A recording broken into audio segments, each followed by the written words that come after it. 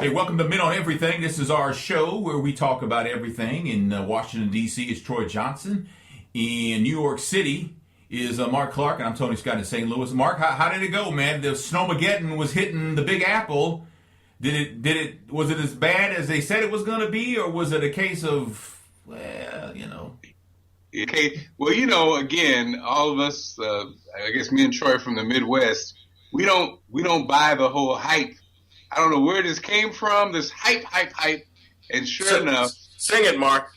Sure enough. I don't believe it. Yeah, I don't believe it. And sure enough, hype. I mean, they were, the mayor was on television. I mean, this press conference. Last night, look, we are requiring that everyone get off the streets. That if you're on the streets after 11 o'clock, you will be fined and or arrested. Come on, man. Damn. I mean, even Starbucks was closed. Wow. Damn. But were the trains running though, man? Were the trains running so you could get back to the crib, man? Everybody's closed. So how'd you get back? No, they gave us a hotel room across the street.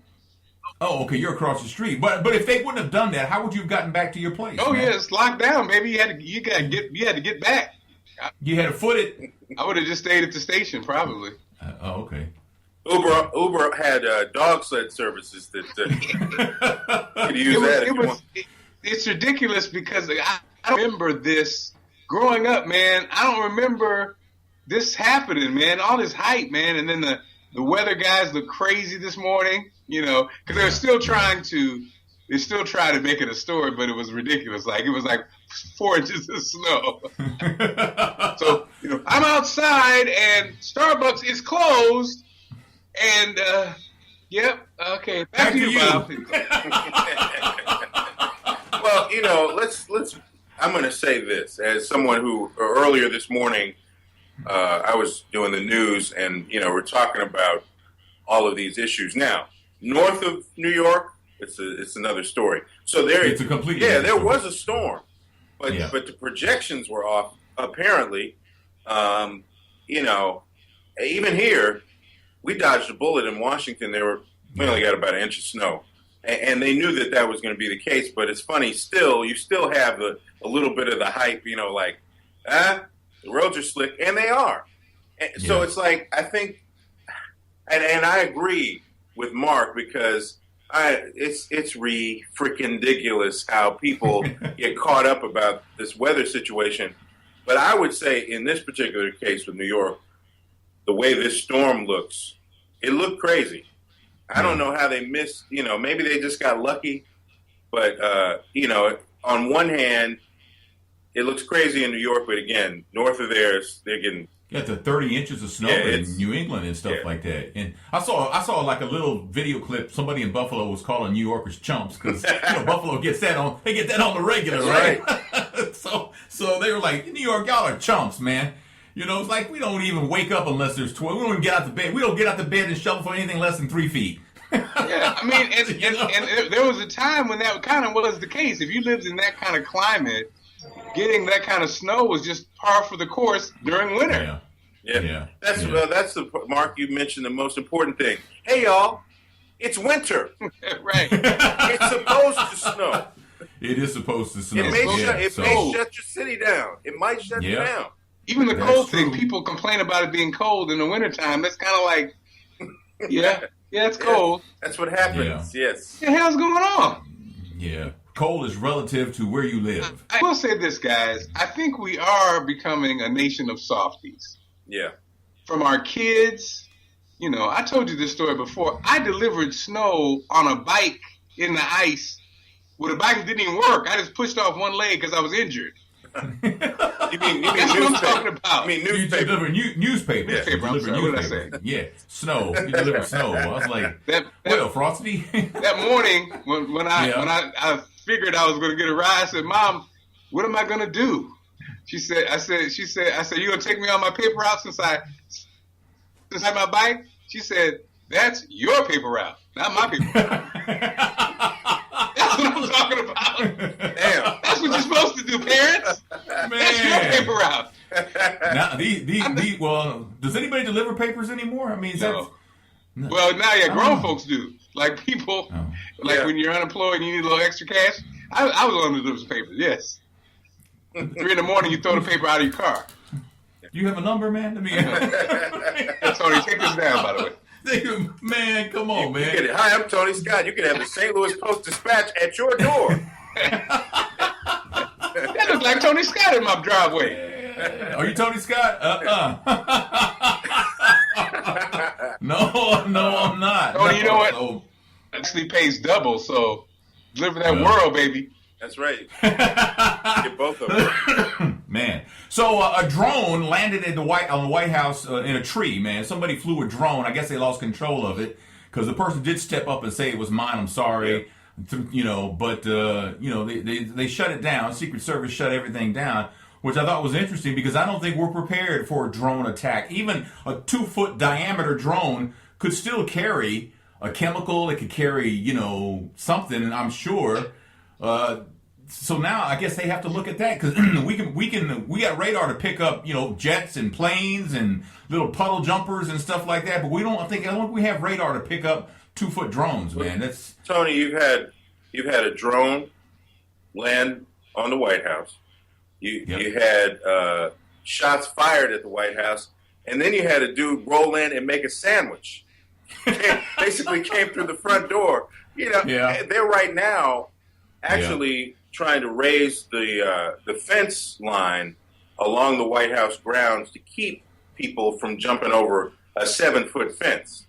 Wow. So in the midst of trying to figure out the security issues there with the Secret Service, and we talked about this before, Secret Service having issues already internally when you had a couple of scandals with some hookers when they were supposed to be keeping an eye on the president overseas. Now you have a drone that, again, a guy, you're a freaking idiot. Why are you flying a drone? His answer was, I wanted to see how the drone would handle in inclement weather. So I took it down. I guess he took it down to the mall and tried to fly it. Hey, idiot! What are you doing? You can't fly a drone in Washington D.C. No. You can't do that. I mean, everybody. I can ask anybody that. I mean, you don't need a memo. You don't need a letter. You don't need a sign. You know better than that. Come on, man. I mean, if it's stupid though, it's just something that I think the government has to look at now is how we pick up these plastic drones because potentially they could wreak havoc. Well, I saw an interesting story that I happened to put on social media earlier this week. A drone crashed in Mexico. Yeah, I saw that. With 3 kilos of cocaine on it. Damn! What the hell is going on? That's what I'm saying, man. It's like, oh, man, I don't know. Now, I just don't know. Obviously, the pilot didn't use any science, to try to figure out the weight ratio. Didn't have a drone big enough. But, what? Yeah, but how many 2 kilos, 1 kilo, how many have made a successful trip on a drone before this 3 kilo crash, man? Yeah. Just buy a little bigger drone. Well, man, that what's going to happen is that side hustle, that dude that works for Pizza Hut and Amazon, when they start flying drones, there are going to be some other packages they don't know about. Man. I'm just saying. I saw the story here in St. Louis, man. Police in St. Louis are investigating in South St. Louis, man. A shooting injured 2 people, including a child. Happened at 8:45 Tuesday morning. This morning, an 8-year-old boy was found with a gunshot wound to his leg, but he walked to school. Yeah, walk it out. He walked. Yeah. It's like, wow. Well, an 8-year-old boy shot in the leg, and he goes to school. Well, so much for my rant on kids not being tough these days. Damn. Man, that makes a newspaper story look like I'm a little bitch. And there's no way that kid was going to miss out on some street cred today. Like, I'm going to school. I'm the 50 Cent of my school. Well, yeah, Death Row signed him an hour ago. Yeah, exactly. Is that right? Got an album coming out in a month. What they shooting for? Man. That's my new album. It's actually Little Hot Nigga. It's Oh man, the Little Hot. The little part is. Stop. Oh, So Dwayne Wade got fined $15,000 because he flipped somebody the bird that was talking about his wife in the stands. Oh, I thought it was for his beard. Damn. You know, I thought Little Wayne wasn't allowed to go to the stadium anymore. So somebody's talking about Gabrielle Union, taunting him with comments about Gabrielle Union, and so he responds by flipping him the bird and $15,000. So Tony, everybody knows when your knee hurts, your ears, You hear everything. your ears improve. Your knees is hurting, man. He's in pain. I'm in pain over here, man. I'm in pain. Oh man, you can hear the other bench. You can hear it. You're running the triangle, y'all. No. So what's the latest on Inflategate, man? What's going to happen, man? When it first happened, everybody was saying the New England Patriots should not be allowed to play in the Super Bowl, which was not realistic at all. There was no way that was going to happen. I did sign a petition, Tony. And this is serious. I signed a petition. Someone put a petition together that said disqualify the Patriots and let the Colts and the Ravens play the AFC Championship game. I'm like, let me sign that right now. Well, yeah, you're the number one Raven fan, so. I mean, what should be the penalty? This is 3 times that they've been caught cheating. Now they're trying to blame it on some ball boy or some attendant, and then they threw in physics, how the physics affected the ball. It didn't affect the balls that Indianapolis played with, though. It only affected the ones the Patriots had. How's that even possible? Something happened, something that shouldn't have happened, right. And even if it's somebody who works at the stadium, that still falls in the Patriots' lap. Yeah. This is the 3rd time. 3 times they've been caught cheating. What should happen? Well, I think Sherman said it best. Ain't nothing going to happen. It's Right, Richard Sherman friends of with the- Goodell, and nothing's going to happen.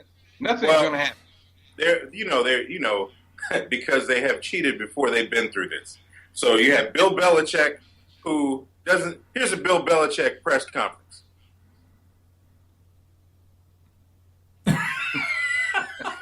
We're looking forward to Cincinnati. Now he's just a chatterbug. It's media day at the Super Bowl. He's talking and laughing and all this stuff, doing the complete opposite Bill Belichick that you're used to seeing, because they know they got to get this monkey off their back. Right. And he's like, I held 2 press conferences. One of them was a science class. The owner has spoken about the situation, and they're trying to put that exclamation on that says, we're moving on. Right. But we don't believe it. We don't believe it. We don't believe it, man. But if you were the commissioner, how would you punish New England? Well, the first thing I would do is say something, and he hasn't. And, I again, Roger Goodell, why have you not said anything at this point? You don't have to have the answers. Just say, hi, I'm the commissioner. We know that this is an odd situation, and the NFL is looking into it. Release a statement of something. Get in front of a microphone.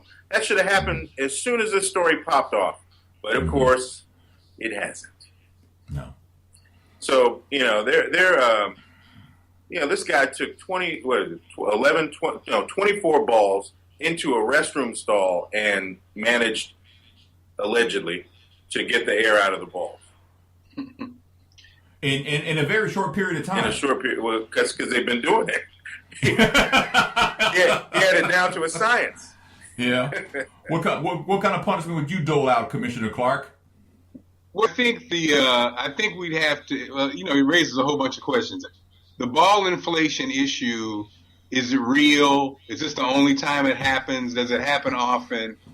Like Troy said, at the very least, I would probably say we're looking into it, and across if this is a real issue or not, and if it is, something will be done about it. And leave it at that, And then, probably they might get lucky this time, because I don't know how real of an issue it is. if it's a real issue now, like you say, it's almost like baseball players having different tricks they use to gain an advantage. If this is one, we'll set it up. We'll evaluate it and then have a process after this. But I don't know if it's a disadvantage. There is a punishment already. Is it? But when this happened, they said that if they find out that the team did it, it doesn't. Let's take the advantage or disadvantage away. If you did it, they're going to take away some draft picks. Okay. I mean, that right after it happened, that's what they were talking about. So I imagine, so that's the case. Yeah. In the grand scheme of things, that may not be a huge punishment for a team like the Patriots, but that's what's on the books apparently. But to me, there's going to be a loss of draft picks. And in high draft picks, there's going to be a fine, and Belichick has to be suspended for a year. If you're the commissioner. I mean, if I'm the commissioner, yeah. I mean, Sean Payton, that whole Bountygate that happened in New Orleans, he had to sit on the sidelines, and that wasn't cheating. That was just dirty play. Yeah. Right? But we're talking about, what the Patriots have done for the third time. Yeah. It hurts the brand. It hurts, the integrity of the game, what's left of it. But I said this in the podcast, man. It doesn't really matter what they do because, folks are going to support the NFL no matter what. Well, they could have Klan Day at the game. You get in free dressed like the Klan, and people are going to give the NFL a pass because that's just how much passion people have for football. Well, the NFL has taken a hit by some marketing, from a view of a marketing company. Apparently, it's they've fallen below other pro sports in some ways. Mm-hmm. But like I say, who knows that? But I think Tony, what about the balls? No pun intended. Of Kraft to say, hey, if they don't find out anything that we did anything wrong, I want an apology. And you got some big ass balls, boy. Yeah. Because what are you talking about, dude? It's like the third time you got caught cheating, and talk about, like I said, a hit to your brand. You really are struggling with us with trying to have a solid reputation. This comes off as snarky and ego driven. Right. But you know what? Ridiculous. I'll tell you why they can get away with it. Because let me ask you this. I can ask both of you. Do you like the Patriots? No. Okay, there you go. If you lived in New England, you'd love the Patriots. And you know how it is, if you're watching a football game, your team gets a call against them, and you're like, man, that's BS. You know it was pass interference. You know it. Mm-hmm. But, you get wrapped up in the game. And I feel like there's such a large fan base. These fans are going to do the same thing that we would do if it were our team. Man, they're just trying to come after us. They don't give us any respect. So you got a built-in, it's the WWE kind of thing. This is my team. This is my city. And, we get caught up in all of that. That's why and maybe, the NFL, I think what people don't realize, even down to this football and how much error is in it, everything in the NFL, from a player standpoint and from a league standpoint, they know. Mm-hmm. It's precise, Well, I think the Patriots have been getting a pass ever since that tuck thing that Tom Brady had against the Raiders. Ever since they called that an incomplete pass, they've been getting a pass on everything, man. Everything bounces their way. Yeah. Ray Lewis said that. Ray sounded crazy, but he said that too. He basically said if that didn't happen, we wouldn't be hearing the name Tom Brady. I don't know about that, Ray, but I get your point. Yeah, he was fired up. Yeah. I mean, yeah. Just like, what, guys? I had an epiphany. The Marshawn Lynch grab your crotch epiphany, right? Yes. $20,000 fine. $20,000 fine for grabbing his crotch after a touchdown. He's been doing that every game. Yeah. This is the second time he's been fined. I was thinking about that. I said, you know what? The funny thing about football, like you said, Troy, everything basically is precise and everything has a thing. I think it's also one of those sports that definitely is driven by the mentality of the player, Mm-hmm. And I think the beast mode, Marshawn Lynch, like that thing that makes him like unbelievable and unstoppable in some moments, is probably that same thing that makes him grab his nuts when he scores a touchdown, because it's an attitude that basically says "F you." You know, it's like that. It's like, yes. And I think that's why he doesn't do the interviews and all that kind of stuff. It's like he gets in a certain zone, and that's who he is. You know, and I think that's just people say, well, why would you do that? I think it just is what it is. You know, it may not be explainable, but I think, like they used to say, Michael Jordan used to make up enemies. We've seen Marshawn Lynch have some runs that are crazy. Yeah. Well, someone said Marshawn Lynch is Earl Campbell 2.0. Right. I'm with you on that. Yeah. You know, so but how much of this Marshawn Lynch, this beast thing, how much of it is ego driven though? How much is it him, you know, buying into the hype that he is, beast? I don't think it's ego driven. I think it's, you know, watching his. He's been that since like high school. You know, I think it's not. I think it's really, to be honest, seeing his little background story, it's almost that chip on your shoulder that the kids from the hood have. That probably, you know, has been your thing. Like you said, it's not a beast mode. I don't know what a beast. I don't know what it is. It's just, I think it's like that's what he taps into. So it's not. I don't see. I think people do interpret it as ego. Like, I don't want to talk to you, and I don't want to do this. I don't think it's that. I think that's his consciousness. I really do believe it's his consciousness. Like, I don't like some players. I think like when Chad Ochocinco and different players, even a Dion, who they understood, I'm going to create this. They purposely created an alter ego to take advantage of all the opportunity that it presents. I don't put him in that same category, you know, especially since the beast mode, like I said, I just finished watching the interview. It was in high school. It wasn't like I just started to make this up, you know, and he was kind of like that underdog guy his whole career, you know? Yeah. So, that's my take. So, let's see, where are we here? So, the Empire, Empire, the TV show, which has been renewed for a second season and every week seems to grow and grow. Kevin Johnson, who's a media critic here, an entertainment writer for the St. Louis Post-Dispatch, said he was on a bus or somewhere he was sitting at a show or something, and they were next to two elderly white ladies, and they were talking about a plot on Empire. So Empire apparently has reached a whole nother level, but now there's talk that Denzel may be on there, man. Oh, really? That's from Men on Empire? Yeah. You know what? I've gotten quite a few emails that want us to do Men on Empire, but like I told them, it's hard for us to get together to do 2 shows a week. Yeah, I caught up on Hulu, so yeah. So I mean, I'm with it. Does Empire need Denzel right now? I mean, to me, I'd wait until there was like a dip. A dip, because right now they're on a roll. They've got a lot of people lined up to come on the show. I mean, you know, a lot of people. I mean, what's that? Courtney Love was on there a couple weeks ago, and you know, they've got people waiting in line to get on the show because the show is hot, man.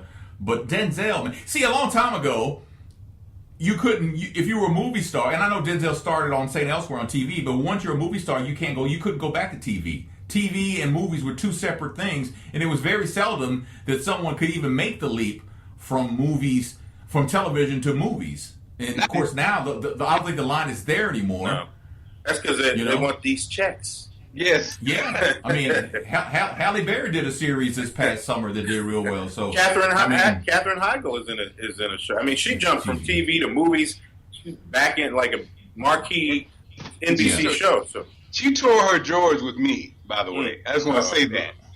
When did she do that? Because she was on Grey's Anatomy. And she criticized the writing. She got nominated for an Emmy, and she criticized the writing of Shonda Rhimes as someone who's nominated for an Emmy. Yeah, well, that's an asshole move. Then now, but I mean that's subject to someone's taste, though, is it not? It's not. It's almost like we always talk about it. You're an actress, okay, and you're okay. You're not that great of an actress, you know, and you're going to criticize. You know that's not only very popular, but was the critics love. You know, and you're gonna talk about the writing, and like you said, Tony, and it's a TV show. I mean, TV shows are necessarily known for their writing compared to movies or whatever. But then she flips it, and she now has a show that's very much like the other hit from Shonda Rhimes' Scandal. She's the same type of character, but she happens to be a white and blonde hair and blue eyes, and it's just interesting. Not as sexy as her counterpart on Scandal, but It's almost like she has a bad reputation for being an ass, and that move in itself to me was just totally disrespectful. Because when a show, if you don't like the show, fine. But you can keep that to yourself. I just thought it was disrespectful. Well, especially when they start handing out hardware, you'd think people would. I agree with that part, Mark. People would be on the same page. Hey, it's award season, so the show got nominated. Let's go ahead and get these trophies and peace. And who are you? What has she won? What has she done? You ain't done jack. You're a TV show away from not having a career. But here's what happened, Mark. Here's what happened. She at the time she was the quote unquote breakout star of Grey's Anatomy. Right? She started doing movies while she was doing a TV show, and she wanted to get out of that TV show because it was holding her back from her movie career. So the best way to do that and break your contract is probably to start criticizing the show in some shape, form, or fashion to try to get written off the show so you can get this movie career going, which really didn't pan out at all. I think, and now she's back to doing television again. I kind of think that's what happened, and I think that her people, her camp, probably souped her up, saying that you're bigger than this show, and you've got to get out of this. We got to get you out of this and into the movies, because on the big screen is where it happens. And I think that's what happened. And she fed into it. She bought it. Ultimately, it was her decision, and she did it. And she criticized Shonda Rhimes, and she got off the show, and she did a movie career that clearly flopped. And now she's back on TV. And then, who are you? Who are you? Well, how about Benedict Cumberbatch? Yes, he was he was in 12 Years a Slave. Yep. And he was on with Tavis Smiley, and they were talking about black actors. And he says, I think as far as colored actors go, it gets really difficult in the UK. And I think a lot of my friends have had more opportunities here than in the UK, and that's something that needs to change. Tony should have done that with an accent. It would have been much better. Well, I don't have one on me, man. But so he's being criticized for using the term "colored" to describe black actors. And people, what year are we in? Tavis Smiley says, those who saw Benedict Cumberbatch on PBS know he feels persons of color are underrepresented in Hollywood. He just worded it wrong. I mean, he went back and said that was stupid. I mean, so he's apologized. So I mean, so what else is there? What else is there? Do we boycott his movies? No. Let me say something. You're not going to boycott his movies because you'll be bored to death. I saw his good in Sherlock Holmes. He was good in Sherlock Holmes. Yeah, I saw his recent movie. No, you know what? Black folks, we got to move forward on that. Okay, fine, move forward. Okay, sign up to vote. Okay, who cares? You know what I mean? We got to get over it. We'll be on some who gives a damn stuff. And plus we got Tavis there represented. A folk, calm down. I saw his recent movie nominated for Academy Award, and yes, no, no, man, it was cool, but that movie symbolized old white people. Like, how people say that the voting at the Academy and the challenges they face. That movie, oh my God, it fit into that box so well because it was sentimental, it was sappy, it was all white, it was, and then at the end, the gay thing. You know what I mean? Mm-hmm. It was almost like, oh my goodness! At the end, he was basically gay, and the Codebreaker was probably the precursor to the computer, Right. And so, but it was almost like the way the movie to me was delivered was so old. It's like an old movie. We've called, like a lot of the black movies fall into that sometimes too. That old sentimental but he was a strong black man, it's kind of like it felt the same way, and you just could see some old people be like, oh, that was great.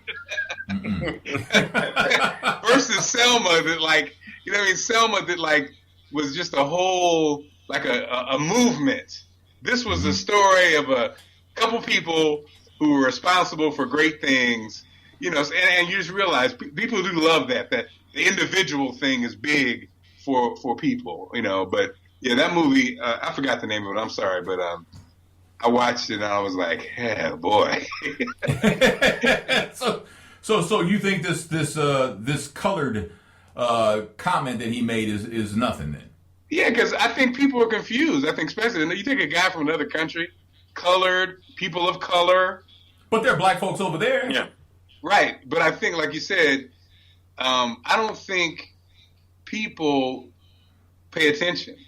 I think people, they go, look, I'm a good person. And when he said that, I don't think he had his intent wasn't had any negative intent to it at all. And in his mind, I was going to ask you that, he thought he was saying the right thing. But no, you can't. No, it wasn't. I was going to ask you, so does intent play into the equation of whether what he said was offensive or not? Yeah, because for me, I don't care. So some black people will be pissed, as they are. I don't really care. Because intent, if a racist calls me African American, but calls me colored, I don't have, fortunately, you have Black Twitter to police these comments. Yeah.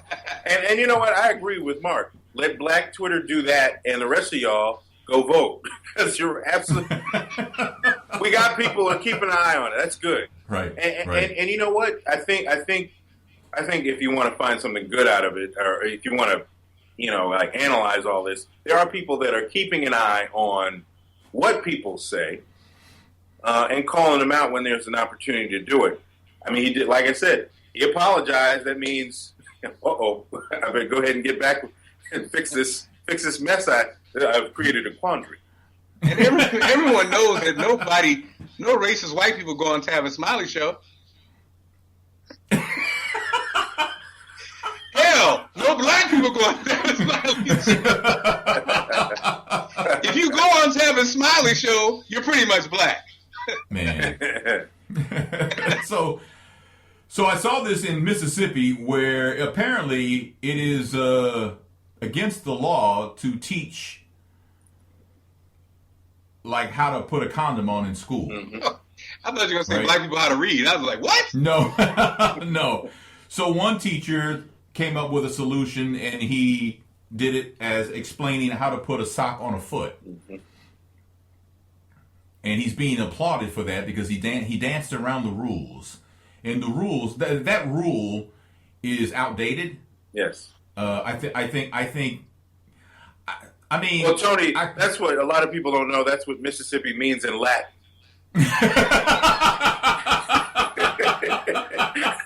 Outdated. Mississippi in Latin means outdated. Yes. I mean, 76% of Mississippi teenagers report having sex before the end of high school. That's a little over 3 out of 4 are having sex before they get out of high school. So why are you not meeting this head on instead of sticking to this old thing? I mean, middle school, okay, you can make a case for it, although there are some middle school people having sex. However, high school is a whole different thing, and this needs to be explained. This needs to be taught in school. I'm sorry. I mean, use clinical terms if you want to, but the message needs to get out there. And it's silly to stand in a classroom and have to use how to put a sock on a foot as a way of showing kids how to put a condom on. It's silly. Well, and how did that become illegal? Like, what was going on that made that law have to become? Hey, wait a minute. We got to do something about this condom. This condom example. I think they met that head on before it became an issue. Because, Mississippi is a very conservative state. Bible Belt. And Bible Belt. And I think they would call themselves being proactive. I would like to know how old that law is. I can imagine it's I mean, but the other side of this, nobody taught me how to wear a condom, how to put on a condom. Nobody taught. My father didn't teach me that. My mother didn't teach me that. I mean, how hard is it to figure out how to put a condom on? In Mississippi, you can hang a black man from a tree, but you can't hang a condom on your penis.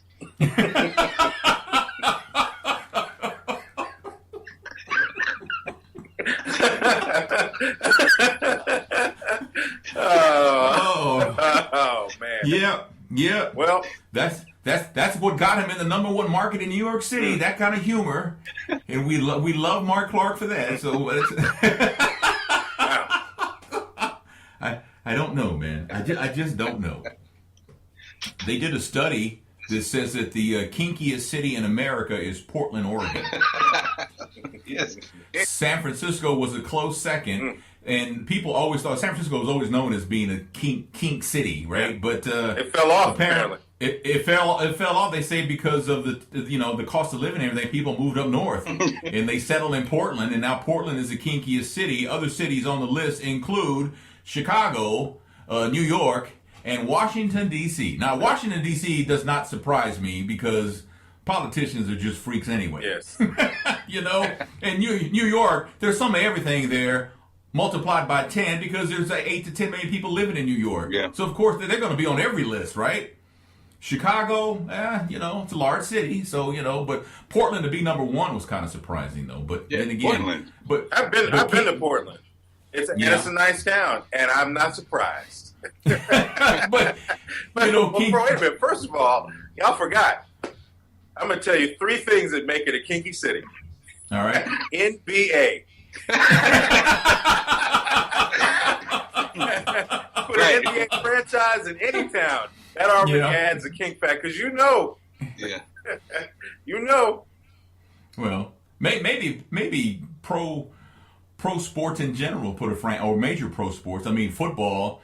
What was this? I mean, without mentioning names, Mark, what was the story about the football player that apparently was kind of out there with the apparently he'd like to have his prostate massaged with an external device. Oh, I missed that story, brother. You're the one who told me about it. Oh, what? You're the one who told me about it. Man. When we get done, I'll remind you. But What? you're the one who told me about it. So I mean, wow. But kinky is relative to each individual, though. Someone once told me freaky is when you use feathers, kinky is when you use the whole chicken. I don't know, man. Man, leave Randy OJ out of this conversation. Hey, baby. And a list has come out as the 3 most dangerous sex positions. Researchers reviewed records from 3 hospitals over a 13-year period in Brazil. In Campinas, Brazil. Campinas. Or Campinas. Or whatever. Roughly 3 million people live there. And let's see. The cowgirl is number 1 on the list because it's responsible for half of the penile fractures among the cases involving heterosexual sex. Ouch. The second one was doggy style. yeah.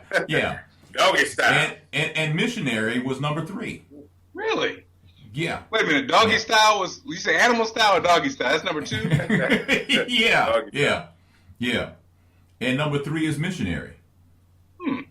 Because, and I think they all revolve around the penile fracture scenario, which, I've been very fortunate and never having to worry about that. I can't even imagine what that. I mean, if you fracture, would you put it in a sling? Do you put a cast on it? I mean, what do you? How does that repair itself? Do you have to have surgery? I don't want to know, man. I don't want to know.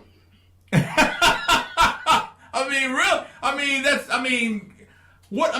Usually when you break something, you have to put a cast on it, or you have to put it in a sling or something. But with that, it's in a sling. It's not a bone. It's not a bone, really. So right. You probably right. it is a bone, but It's not a bone. It's not a bone per se. Boning, but yes, in fact, it wasn't a bone. I don't know, man. That's interesting. How do you repair something like that? Prayer works. That's more. It's more like a dislocation. Actually, it seems like ouch. Yeah. Which is just as bad. Damn. But how do you dislocate? I don't know. That's interesting. Maybe somebody will leave a comment in the comment section about that because I have no idea. Well, it's not. Yeah, it's not really a muscle issue. It's the hydraulic oil, the hydraulic blood-filled canals. Okay. Have been you've. Would they get torn or something? Yeah, you kind of yeah. Wow, man. Wow. Man. Well, Tony, since you've taken the show to Portland today, I got one for you. Now, all right, now, we've talked about kinky. There are people that have fetishes. Mm-hmm. Maybe some between the three of us, I'm sure there are some out there. But one common fetish is foot fetish, right? Okay. We've heard about the foot fetish. They've got something now that combines, for some people, the best of both worlds. It's called a vajankle. Oh, vajankle? What the hell is that? What the hell is that? It is a sex toy that incorporates a vagina and a foot and an ankle.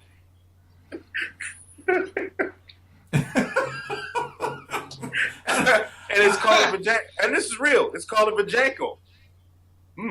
Well, forget the ankles. Let me get one of them vajankles. Yeah, man. That's right. Is it, Wow. So is it a prosthetic? It's a prosthetic. Put your foot in. You put more than I think put more than your foot. I think You put more than your foot in it. Wow. I guess I don't know. It's got the, it's kind of like it looks like a molded foot, the shape of a foot with a cookie with an opening right on top. Wow. What's going on? Damn. I should have used a walk it out joke now. Damn. I think that's what put Portland on the list right there. Right there, man. Yeah, the home Man, home with a vajankle. Can't even say it. I can't say it, man. It's funny as hell, boy. Vajankle. Wow. So what else? You guys got anything, man? Well, you don't want to hear my story about the rebuttal.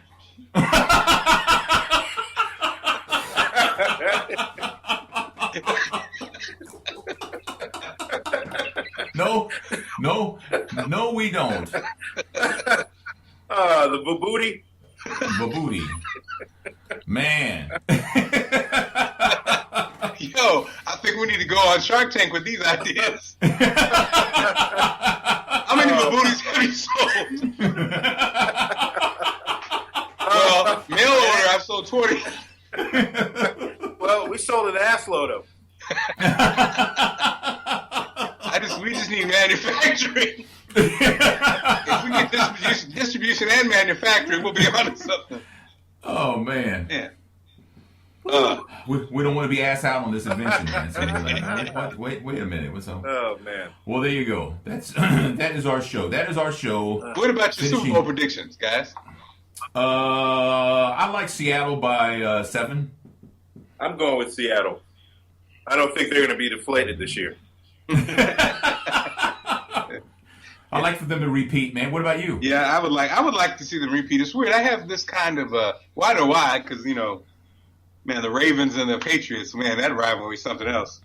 Also, just the air of the Patriots just rubs me the wrong way. I think in my mind, sadly, they kind of symbolize like privileged white boys for some reason. That's probably unfair. But yes, it is, with Vince Wilfork on the team. That's right. One Vince blackens the whole team. And they did have Hispanic murderer on the team, so I guess you're right. Well, isn't that trial supposed to start like this week? Yeah. Damn. Is he the first full-out murderer? No, Ray Caruth, man. Caruth. Oh, yeah, that's true. Yeah. And then of course we could say OJ, but that opens it up for a whole bunch don't you do it, Tony. debate. But yeah, and I'm sure there are some other ones that we can't even think of that have done something. So I mean, the guy who in Kansas City who murdered his girlfriend and killed himself. Okay, well this is the most. Can we fairly say?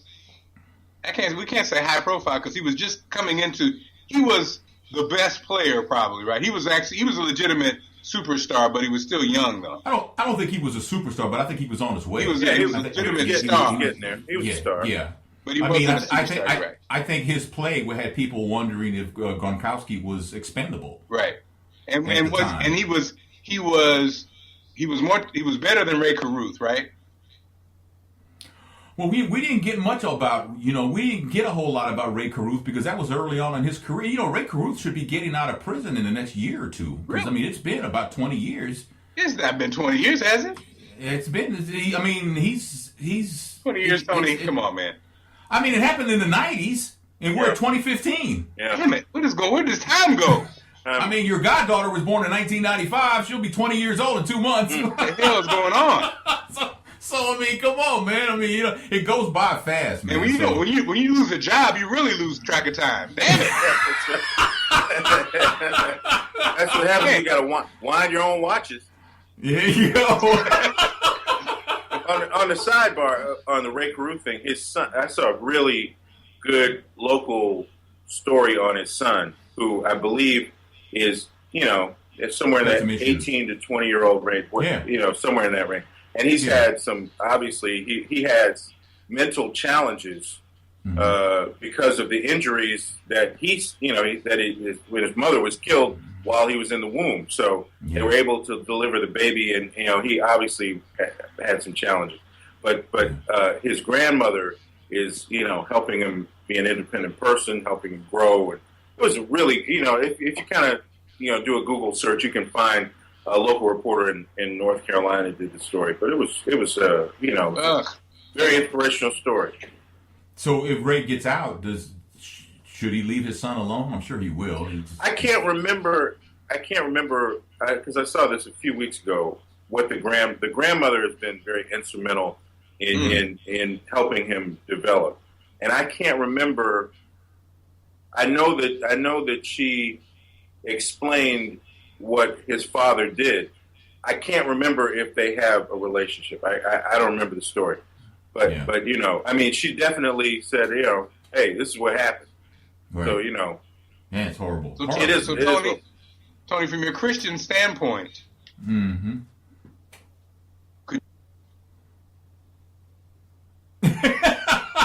What? Say it again, man, because you froze up. Say it again. could you forgive? Would the message be to forgive and let Ray out of his son?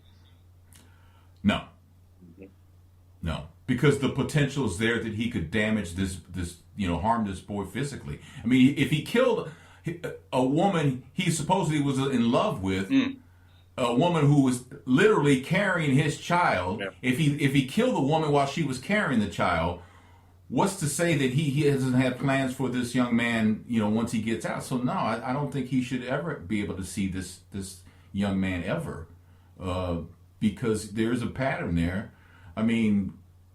And he's a coward. They found him hiding in the trunk of a car. It's like he's a horrible man, and he'll have to live with that forever. What he did.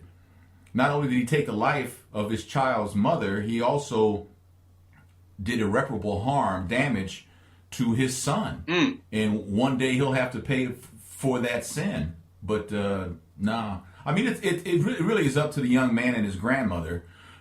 Me, I like to think that I move closer to God every day, but not that close. I'm not there yet, man. I don't think I could do further it. to go on your walk. Oh yeah, yeah, lots of walking to do, man. And speaking of walking, make sure you check out Tony's new series on Talking 360. Walk with me. Weekdays on Thursdays. Well, I haven't done one because of the weather change, man. I got to wait for the weather to break out some new ones, man. But yeah. And I'm looking at the story. Actually, was also in Sports Illustrated, and Chandler Lee Adams. He's 12 years old, I should say, confined to a wheelchair, can't feed himself. But his grandmother. So he's only 12 years old? He's 12. So it hasn't been. It has or not wait, been wait 20 a years. minute. When did I'm sorry. This story came out in 2012. Oh, okay. So 16, 15, something like that. Yeah. But the grandmother, kind of said, this is who your dad is. He did a horrible thing. He killed your mother. The forgiveness. She's trying to teach forgiveness and moving forward. Yeah, I mean, it's, that's got to be tough, man. You got to explain to your challenged grandson who is in this predicament because this man shot and killed your daughter. Yeah. And you're trying to teach this child forgiveness. God bless her, man. Yeah. She's way ahead of me. But man, that's tough. That's a rough one, man. So we will end the show here, man. Comments down below. We get a lot of comments. Thumbs up helps the channel grow. Subscribing to the channel helps the channel grow. Where we at, man? 3,000 yet? No, we're like I don't know, 2,400. Let's go, 3,000. Let's go. We got to we're trying to get the. Let's get in there. Get up there. You subscribing helps a lot. All it does is it just sends you an email when we put a new video up. So you could do that. That's all you need. Just a friendly reminder. That's all. We ain't bugging you. We're not going to send you nothing like that. We're working this. If you go ahead, Tom. Go ahead, man. Go ahead, Tom. No, I was going to say, if you want to sign up for the newsletter, you can at talking360.com. That's right. We just sent out other reminders too on that. So and you never know, we might give away a vajankle.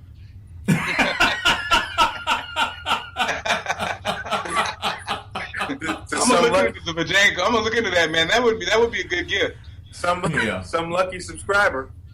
Yes. We'll get a vajankle. Hey, I don't know, man. But you never know. You never know. We're trying to get a toehold on the internet.